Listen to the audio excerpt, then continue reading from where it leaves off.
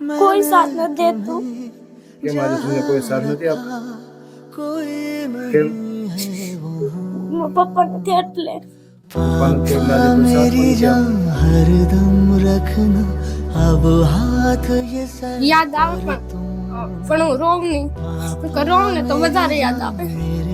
એટલે રોમ ને કર બધા લાગે કે પપ્પા નથી હોય કોઈ બોલા